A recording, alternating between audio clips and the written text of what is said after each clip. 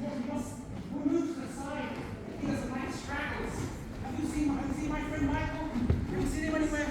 Blue, green jacket, silks. No? They're yours. They look like the king's. And those, well, wait, the king sees you're in trouble. Everyone here is it. You're here for the king, aren't you? Right.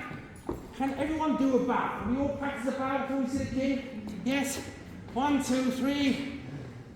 Oh dear. I'll have to do, won't it? Where's it gone? Michael! Michael! Michael! Unbelievable! A Gutenberg Bible in such a condition. Do you think His Majesty would notice a few missing books? No. Yes? Oh, how many columns of these things should I see?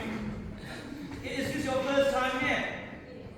Oh, don't worry. Meeting a monarch is never as daunting as it seems. I'm waiting for an audience with His Majesty King James II. Last time I was here, I got my portrait painted by the renowned court painter, Sir Godfrey Miller. The Chinese convert, he called it.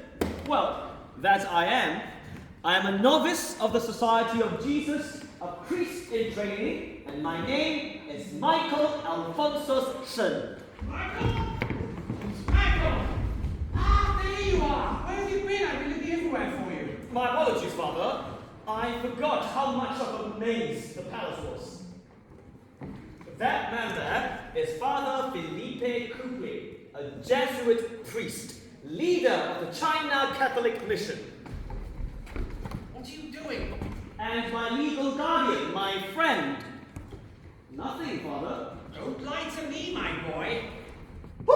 I was only perusing His Majesty's books.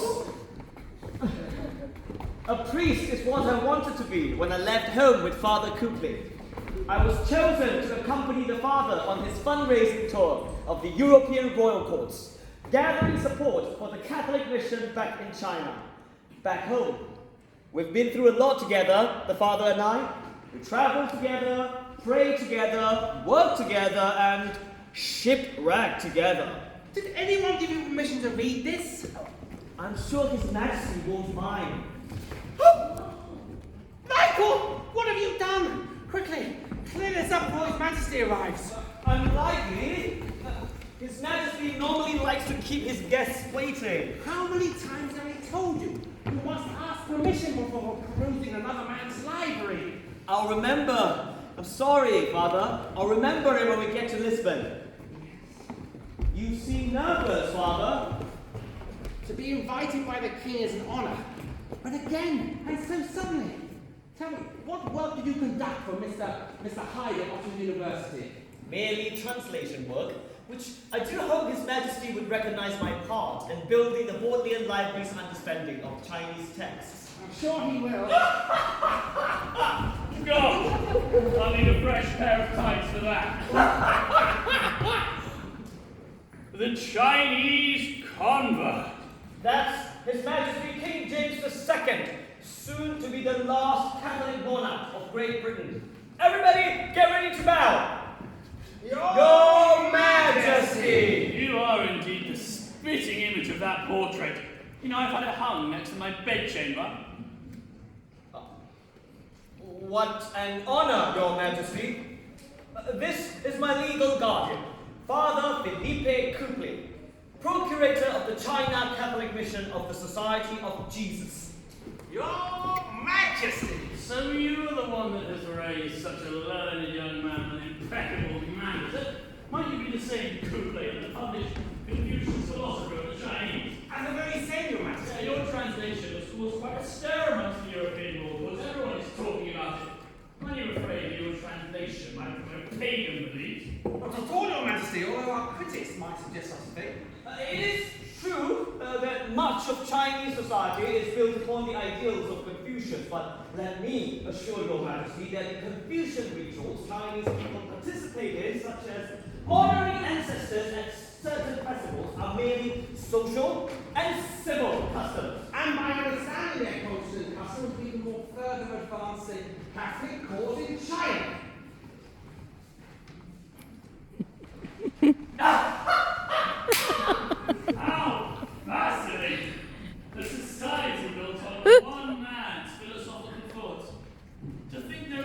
learned men in the Far East.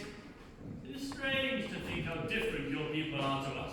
The way you dress, the way you eat and speak are also outlandish, and your Latin is almost perfect for a foreigner.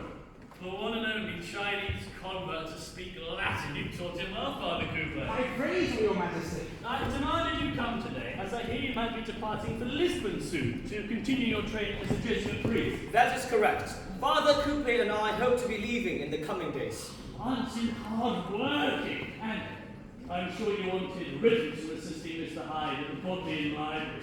But heaven knows how you could stomach working for a Protestant. I am pleased to have been able to look upon you in the flesh one last time. After you leave, I'll always have your painting. My very own Chinese convert. Of course, Your Majesty. Might I request a moment of your time, Your Grace? I have a message to deliver from the Pope.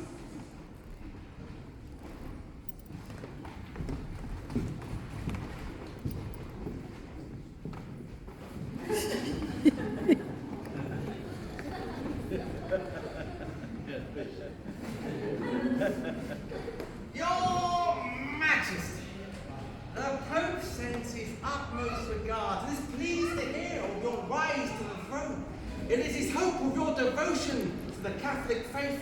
It might return us to your united Catholic Europe. I am pleased to know that I have the full support of the Pope. And this brings me to my second request, Your Majesty. Only in the past few decades were missionaries able to re-enter China. It is the Pope's desire that the Jesuits redouble their efforts in China by setting up more missions and churches. As you well know, the journey to the Far East is long and treacherous. Only 1 in 6 survive the journey. If it is funding you desire, I would need to know if there could be a return on my investment. But Michael is a prime example of what the Jesuits have accomplished. Imagine what we could do with 10, 20, 100 Michaels, all devout Catholic converts ready to assist on your reign. With more funds, we could accomplish this. I will need to speak with the Privy Council and consult Parliament. I'm going to take my leave, for I have business to attend to and tennis to play. But please, stay for the banquet this evening. There'll be 100 dishes.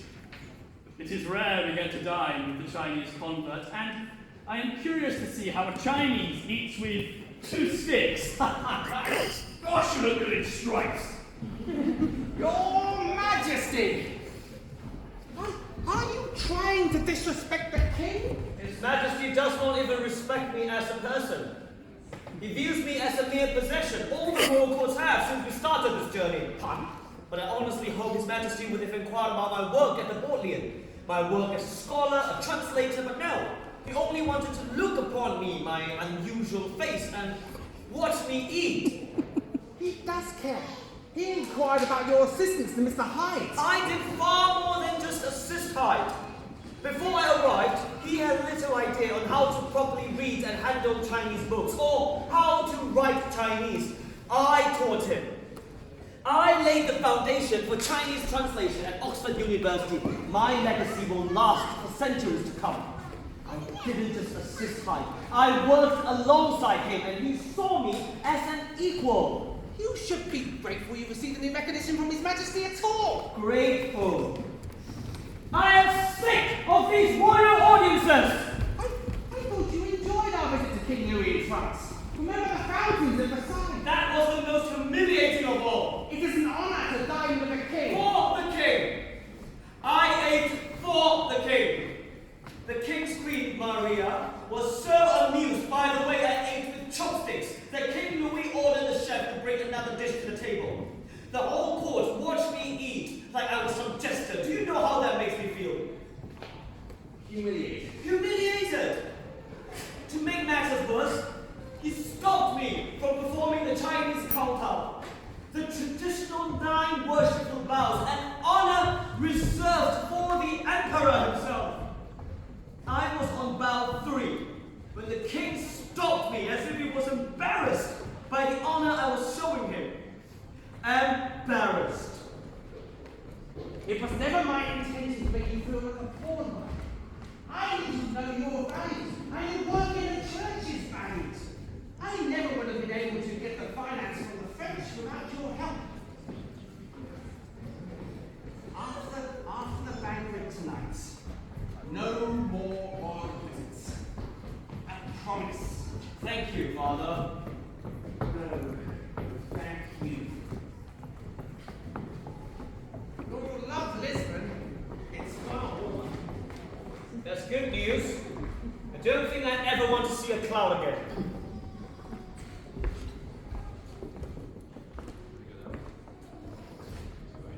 Shen and I left for Lisbon in April of 1688, where he began his training as a Jesuit missionary. After graduating 3 years later, and in 1691, Shen embarked on his journey home.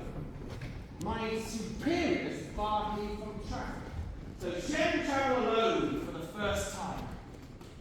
That treacherous journey proved too much. Shen died from shipwide fever near Portuguese Mozambique, a decade after leaving home. He was 33. I'm lucky to be remembered this way. It was luck. You were talented. You had a gift for languages. Thank you. You were brave. You sailed across oceans to lands unknown, alone. I met you. You did remarkable things. The first Chinese person ever to visit England. Recorded. The first recorded Chinese person to ever visit England. That is the title history has bestowed upon me. But there were definitely those before me, undocumented, unknown. History tries to erase us, to make us small, to make us feel as if we don't belong, and as if we were never here until now. But my portrait is a curse and a blessing. It is a testament to the fact that we were here, and here we will remain. My name is Shen Fu Zong, and I want to be remembered as a scholar, a translator, and a Jesuit priest. I tell my story not for me, not for my own vanity or ego, but for you. I tell my story for those of you who see my portrait and see yourself and are reminded that you belong. For you, I tell my story.